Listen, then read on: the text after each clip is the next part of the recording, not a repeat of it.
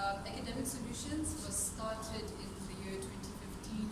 The founders being Thokozani Mkeka, was MyAS and Reginald Luna.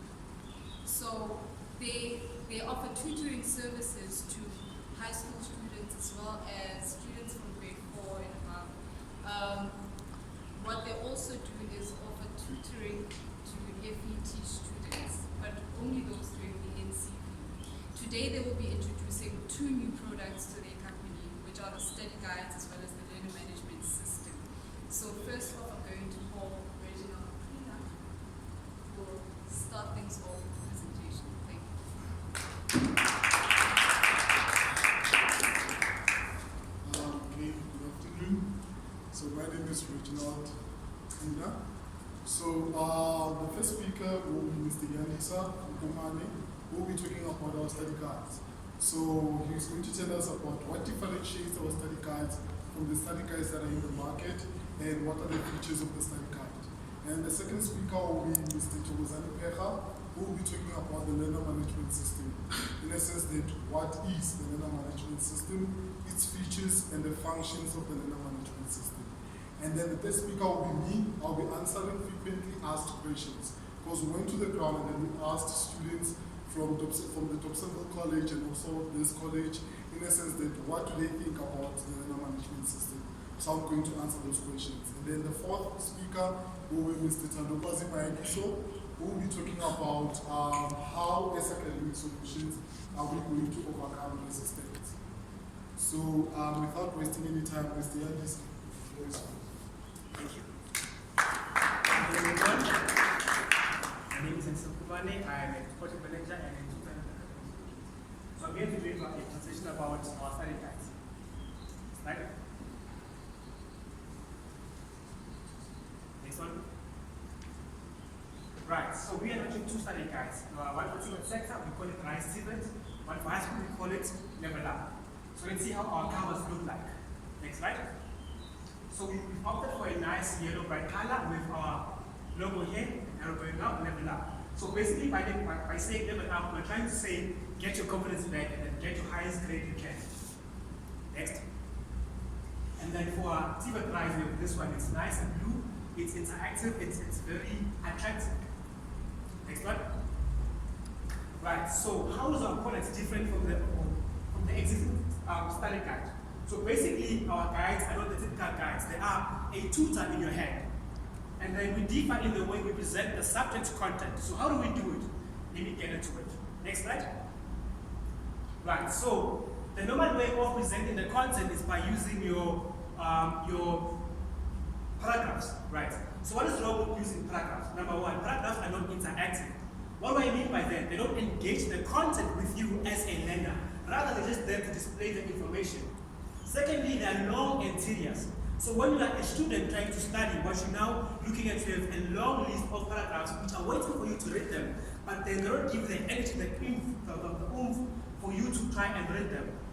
And then also, they don't have a fun element in it. So we're trying to make reading and studying a fun activity to do. If you want to do that, we have to add the fun element and then try to make it attractive and fashionable as much as we can. Right, so now, when you have in paragraphs, they do not interact with you. So hence now, we have developed a new way of presenting the subject content so it can engage to you as a learner and speak to you directly. Next slide.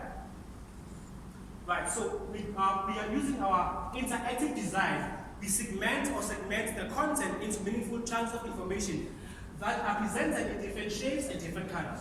So let me give you a tour around our different shapes. Next slide.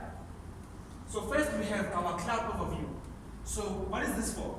This gives you a mental picture of what is to be covered within a specific chapter. So if we're discussing the breaking table, I will tell you what we are discussing basically. So now this prepares you as a learner on what to expect in a specific chapter. Next. Speech bubble. So this now serves, or the essence of it is to capture a conversation between a tutor and a learner. So why is this so important? We are trying to push forward the notion that teaching shouldn't be a one-way process where you have a tutor trying to teach and the learner is sitting quietly, but then it should be a two-way system. How? And then it has to engage with the teacher and then have a dialogue with it. So by using this, we are trying to promote that. So in this case, you have a tutor speaking to a student.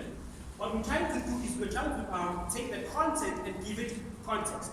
So what do we mean by that? You have content as a knowledge alone, and then you have context. Context is when you're trying to give it meaning. So by having a dialogue, giving the content context, hence we are contextualizing the information. So this now makes the learner feel at ease with processing the given information, because we're now telling them how do you apply this information, or where do you use it in a daily basis thing. So also our speech will promote what we call active learning. So we have active learning and passive learning. Difference is in active learning, it's engaging between the learner and the tutor. So both parties are being involved in the construction of knowledge. But then in passive learning, you have one person building the whole knowledge, which is the old system of learning. Next. And then after that, we have our whole square. So what's the function of this? So this captures our work example. So we have what we call our work example. The function of this is it captures our work example. So basically what we do is we give learners a scenario and a question. And we show them how to tackle the question in a step-by-step approach.